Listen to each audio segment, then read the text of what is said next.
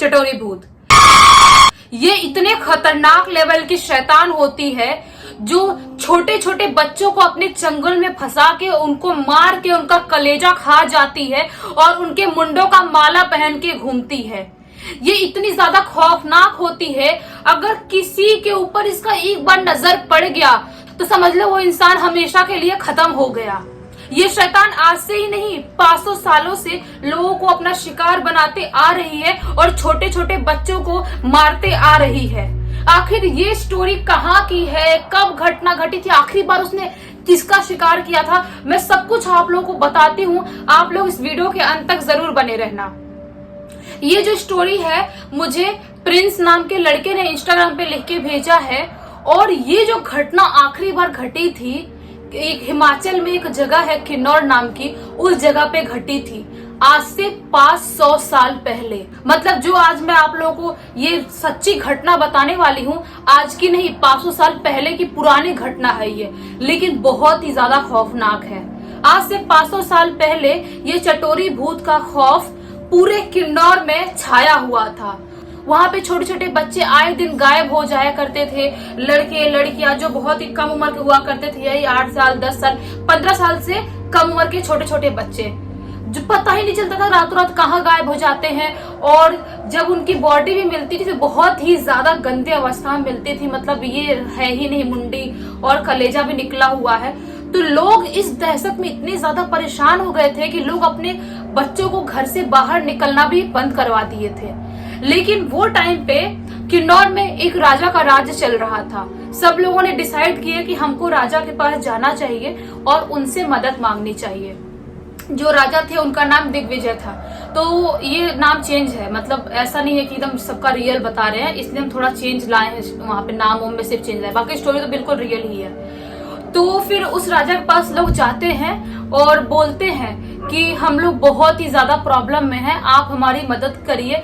मतलब कुछ भी करके किसी भी तांत्रिक को, किसी भी पुजारी को, किसी को बुलाइए, लेकिन उस शैतान से हम लोग को बचा लीजिए, हमारे बच्चों को। जब हमारे बच्चे ही नहीं रहेंगे तो हम लोग क्या करेंगे रह के। लोग अपना दुख रोते हैं राजा के पास आके। राजा भी अभी उनके राजा के भी 2 बच्चे थे, उनके लिए भी टेंशन की बात थी, क्योंकि राजा का जो लड़की थी वो शायद 12 साल की थी और जो उनका लड़का था वो 9 साल का था। तो राजा को भी ऐसा लग रहा था कि मेरे बच्चे भी छोटे छोटे हैं, हो ना हो अगर उसने कभी मेरे बच्चे के ऊपर अटैक कर दिया तो मैं क्या करूंगा। इन बच्चों के अलावा मेरे पास और कोई भी नहीं है। उनकी रानी जो थी उनकी मृत्यु बहुत टाइम पहले हो चुकी थी, जब उनके बच्चे छोटे छोटे थे, तब से राजा ने खुद अपने बच्चों को पाला था। तो बोलते हैं राजा कि ठीक है, मैं कुछ ना कुछ करता हूँ, मैं बड़े बड़े तांत्रिक और दूसरे लोगों को बुलाता हूँ, पुजारी लोगों को, और कुछ तो मैं कोशिश करता हूँ कि हो जाए, इसका हल कुछ निकल जाए। तो गांव के लोग भी, जो वहां के रहने वाले लोग थे, सब लोग खुश हो जाते हैं और राजा को धन्यवाद बोल के चले जाते हैं। तभी दूसरे दिन उनके राज्य में एक बहुत ही सुंदर औरत आती है, बहुत ही सुंदर। वो सब कुछ अभी सोच ही रहे थे कि पुजारी लोग बुलाएंगे उससे पहले ही, और राजा से मदद मांगने के लिए आती है। बोलती है कि मैं बहुत ज्यादा गरीब हूँ, मुझे आपकी मदद की जरूरत है, मेरे पास रहने के लिए घर भी नहीं है। वो औरत इतनी ज्यादा सुंदर थी, इतनी ज्यादा सुंदर थी कि मतलब क्या बोलूं मैं, परी भी उसके सामने फेल है, इतनी ज्यादा सुंदर औरत थी। तो राजा जब उसको देखते हैं तो देखते ही रह जाते हैं। राजा बहुत प्रसन्न होते हैं उसको देख के, उसको बोलते हैं कि तुम मुझसे विवाह करोगी, तुम मुझसे विवाह करती हो और मेरे दोनों बच्चों को पालने की जिम्मेदारी उठाती हो, तो मैं तुम्हें अपने राज्य में पनाह दे दूंगा। तो वो जो औरत थी वो मतलब अलग से स्माइल करती है और फिर खुश हो जाती है। बोलती है कि आप राजा हो और मैं एक नॉर्मल सिंपल सी औरत, आप मुझसे शादी का प्रस्ताव रखोगे तो मैं मना कैसे कर सकती हूँ। तो वो औरत शादी के लिए हाँ कर देती है। 1 हफ्ते के अंदर राजा की और जो औरत थी उनकी शादी भी हो जाती है। और उसके बाद राजा बहुत ही खुश रहने लगे थे। उनके राज्य में भी अभी जो ये घटनाएं थी ना, जो घट रही थी चटोरी भूत वाली, वो भी नॉर्मल हो गई थी, बहुत कम हो गई थी। लोगों को समझ में नहीं आया कि इतनी जल्दी 1 हफ्ते में सब घटनाएं खत्म कैसे हो गई। जो वारदात हो रहे थे, बच्चे गायब हो रहे थे, वो सब कुछ गायब कैसे हो गया। लेकिन कुछ बहुत बुरा होने वाला था जिसके बारे में किसी को नहीं पता था, क्योंकि जिस औरत से राजा ने शादी किए थे, उसकी शादी करने के 1 हफ्ते बाद राजा की हालत धीरे धीरे खराब होने स्टार्ट हो गई थी। जो राजा जी थे वो बहुत ज्यादा कमजोर होने लगे थे। उनकी मतलब ऐसा लगने लगा था कि बहुत कमजोरी हो गई है, उनकी आंख के नीचे काला होने लगा था। मतलब जो भी लोग थे उनको समझ में नहीं आ रहा था, मंत्रीगण को, बाकी सबको, कि राजा जी इतने कमजोर क्यों हो रहे हैं, मतलब शादी के बाद ही इतने कमजोर क्यों महसूस कर रहे हैं ये।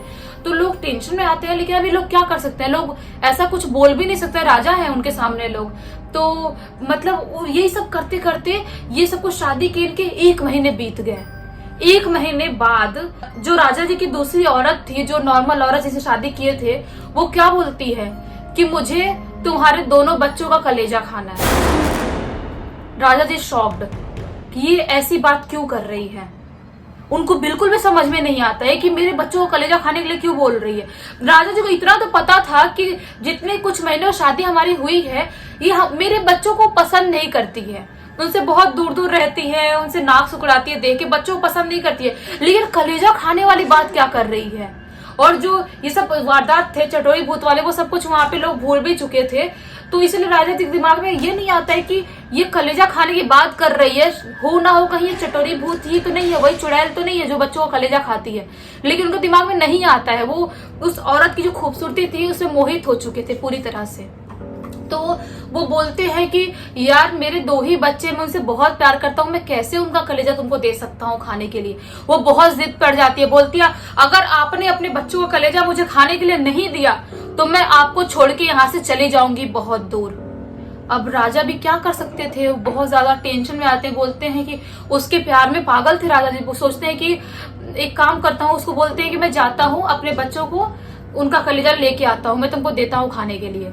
राजा जी जाते हैं और अपने बच्चों का कलेजा लाते हैं और उसको दे देते हैं खाने के लिए। वो बहुत ज्यादा खुश हो जाती है, एकदम खुश हो जाती है।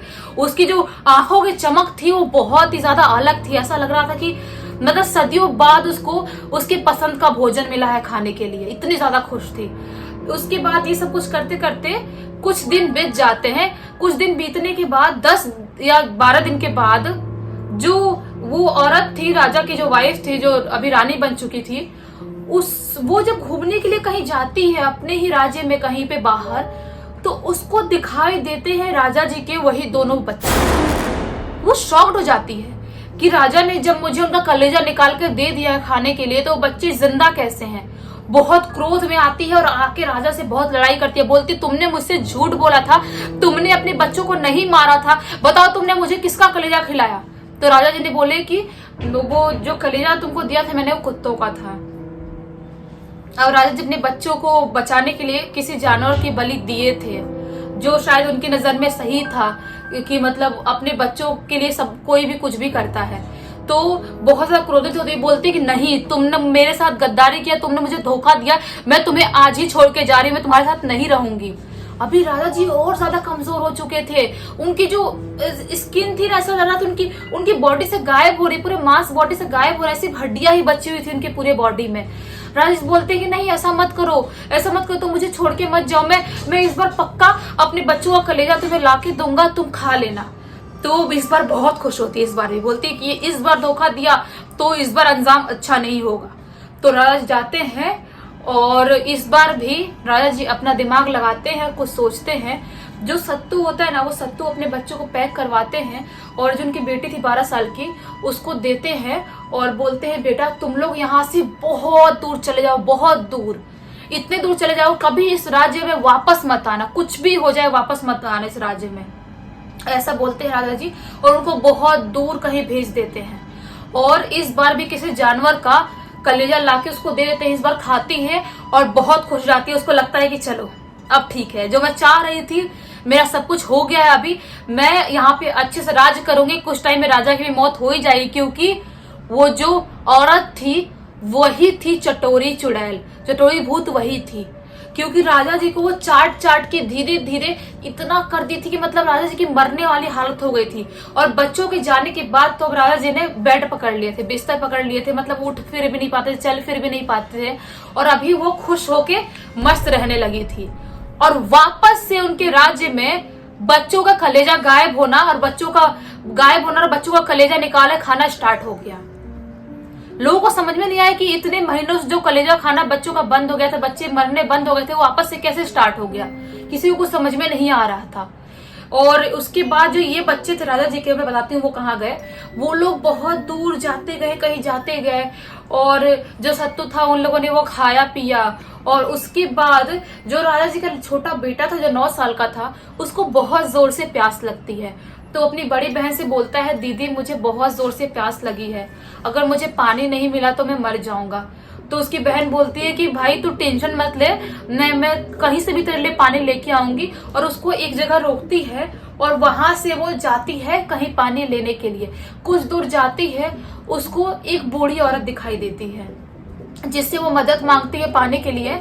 बोलती है कि माँ जी क्या आप मुझे थोड़ा सा पानी दे सकते हो, मेरा भाई बहुत प्यासा है, उसको पानी नहीं पिलाएंगे और मैं नहीं पीऊंगी तो शायद हम मर जाएंगे, बहुत दूर से यात्रा करके आ रहे हैं। तो बूढ़ी औरत बहुत खड़ूस थी, बहुत हरामन थी। क्या बोलती है कि तू पानी तो लेके जा, लेकिन वो उसमें लेके जा, चन्नी में, जो करवा चौथ में औरतें ऐसा चन्नी लेती है, देखती हैं, उसमें लेके जा तू। तो बोलती है लड़की कि मैं चलनी में पानी कैसे लेके जा सकती हूँ, अगर पानी हो तो पूरा गिर जाएगा जाने से पहले ही। तो बोलती है बूढ़ी औरत कि मुझे क्या पता, तेरे को जैसे लेके जाना लेके जा, लेकिन इस चलनी में लेके जाएगी तू। तो वो जो लड़की थी पूरा मिट्टी दबा के कैसे भी चलनी में सोचती है मैं थोड़ा तो पानी इकट्ठा करके अपने भाई के लिए लेके जाऊं, और उसमें अपने भाई के लिए पानी लेके जाती है। लेकिन जब अपने भाई के पास पहुंचती है तो देखती है मेरा भाई तो वहां पे है ही नहीं। इस बार बहन बहुत ज्यादा शॉक्ड हो जाती है कि मेरा भाई आखिर गया तो गया कहाँ, आखिर मैं अब एक भाई के सहारे से जीने वाली थी, मैं किसके सहारे जीऊंगी, मैं कहाँ जाऊंगी, मैं क्या करूंगी। और वो टाइम 500 साल पहले लड़कियां बहुत बेसहारा होती थी घर पे, अगर अकेले कहीं बाहर निकल जाए तो बहुत रोती है, बहुत रोती है, रोते रोते वो पागल हो जाती है, एकदम पागल हो जाती है। वो कहीं पर भी शमशान घाट में कहीं पर जाती थी, किसी की भी बॉडी के पार्ट्स मिलते थे, मान लो किसी की उंगलियां, किसी का हाथ पैर, किसी का मुंडी, कुछ भी ऐसा भी मिला, या किसी को कोई जानवर ने खा के छोड़ा है वहां पे जंगल में मिला, तो पहनती थी, यहाँ पे अपने गले में लगा लेती थी या लटका लेती थी। बोलती थी मेरे भाई के बॉडी के पार्ट्स हैं ये, मेरे भाई के अंग है जिनको मैं संभाल के रखूंगी। बिल्कुल पागल हो गई थी। तभी अचानक से एक जगह ऐसे ही घूम रही थी वो लड़की, एक कुछ लोग आते हैं एक झुंड में, उस लड़की को पकड़ के कहीं लेके जाने लगते हैं। तो वो बहुत चिल्लाने लगती, रोने लगती, बोलती मुझे कहाँ ले जा रहे हो, मुझे छोड़ दो, मुझे छोड़ दो, मुझे कहाँ ले जा रहे हो। जब वो पहुंचती है तो वो एक राज्य में पहुंच चुकी थी, मतलब अपने राज्य में नहीं किसी और राज्य में पहुंच चुकी थी, जहां पे उसका भाई एक राजा के सिंहासन पे बैठा हुआ था।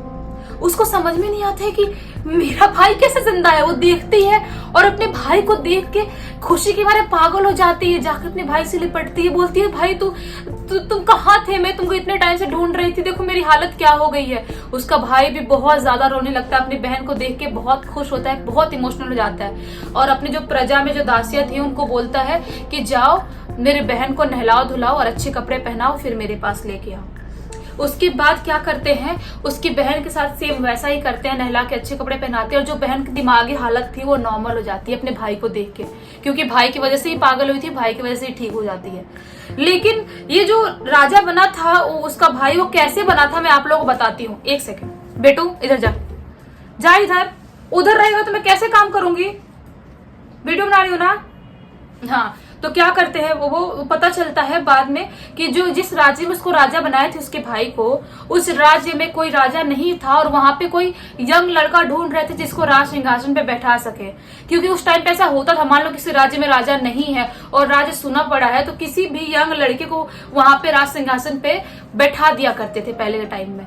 तो उसके साथ भी सेम ऐसा होता है, उसे किस्मत अच्छी या किसी को शायद खबर मिल गया हुआ किसी राजा का लड़का है, कुछ तो उसके साथ था जो एक राज्य का राजा बन गया, वो लड़का और उसकी बहन दोनों। उसके बाद भाई बहन ने सोचे कि उस चुड़ैल को हम जिंदा नहीं छोड़ेंगे, उसके साथ कुछ ना कुछ तो करना चाहिए, पता नहीं हमारे बाप जिंदा भी हैं कि उसने मार डाली है, अपन को जाके अपने राज्य में देखना चाहिए, अपने सेना को लेके जाना चाहिए। तो अपने सेना को लेके उस राज्य में जाते हैं जहां के वो लोग थे, अपने बाप को देखने के लिए। जब अपने बाप को देखने जाते हैं वहां पे पता चलता है कि उनके जो पिताजी थे उनकी मृत्यु हो चुकी है। वो जो चुड़ैल थी उनको चाट चाट के मार डाली थी, और वो जो चुड़ैल थी वो खुद राज सिंहासन में बैठ चुकी थी। ये लोग सेना को लेके जाते हैं और बड़े बड़े पुजारी तांत्रिकों को लेके जाते हैं, उसको पकड़ते हैं और उसको पकड़ के जो जंजीरों से बांधते हैं और जो पत्थर होता है ना, पत्थरों के बीच में उसको कैद करवा देते हैं। क्योंकि सबको पता चल चुका था कि ये कोई नॉर्मल औरत नहीं, ये बहुत बड़ी चुड़ैल, पिशाचनी या भूत बोल दो, कुछ भी बोल लो, बहुत खतरनाक लेवल की है। तो उसको कैद करवाते हैं और मानते हैं कि आज से 500 साल बाद भी अभी भी वो चुड़ैल वहीं पे किन्नौर में ही कहीं पे कैद है पत्थरों के बीच में। और उसके जो नाखून है ना, वो ऐसे लंबे होते रहते हैं और टाइम टाइम पे वहां पे अभी भी पंडित और पुजारी लोग नाखून काटते रहते हैं। अगर उसके नाखून को नहीं काटे तो वो बाहर निकल जाएगी, आजाद हो जाएगी और बाकी वापस से सब बच्चों को शिकार करना स्टार्ट कर देगी, बच्चों का, और सबको मारना स्टार्ट कर देगी। शायद हो सकता है बड़े लोगों को भी मारना स्टार्ट कर दे, बच्चे तो दूर की बात है। ऐसा वहां के लोग मानते हैं, किन्नौर के लोग। लेकिन बहुत लोग ये भी मानते हैं कि वो अभी भी है, अभी भी घूम रही है और मौके को तलाश कर रही है कि कभी तो मौका मिले जो मैं छोटे बच्चों का शिकार कर लूं। अब इसमें कौन सी बात सच है, कौन सी बात झूठ है, नहीं पता, लेकिन इतना पता है कि वहां पे वो चटोरी चुड़ैल अभी भी है, अभी भी रहती है। सोचो आप लोग कि कितनी ज्यादा खौफनाक लेवल की चुड़ैल है वो। ये सुनने में बहुत ज्यादा सिंपल स्टोरी बोलो या रियल घटना बोलो थी, क्योंकि 500 साल पुरानी घटना थी ये। आप लोग बताना कि आप लोगों को ये स्टोरी कैसी लगी। अगर आप लोगों को स्टोरी अच्छी लगी होगी, अभी तक इस वीडियो को देख लिया है, तो प्लीज इस वीडियो को लाइक कर देना। आप लोग आजकल बहुत कम प्यार दे रहे हो। और इस चैनल को सब्सक्राइब कर देना, बेल आइकन दबा के ऑल पे क्लिक करना, ताकि जब भी मैं नया वीडियो डालूं सबसे पहले आप लोग पास पहुंचे। टकू यही सब होता रहेगा, अपना हड्डी नोच रहा है वो। चलिए कल वापस ही मिलते हैं बहुत ही अच्छे से वीडियो में, तब तक के लिए बहुत बहुत धन्यवाद।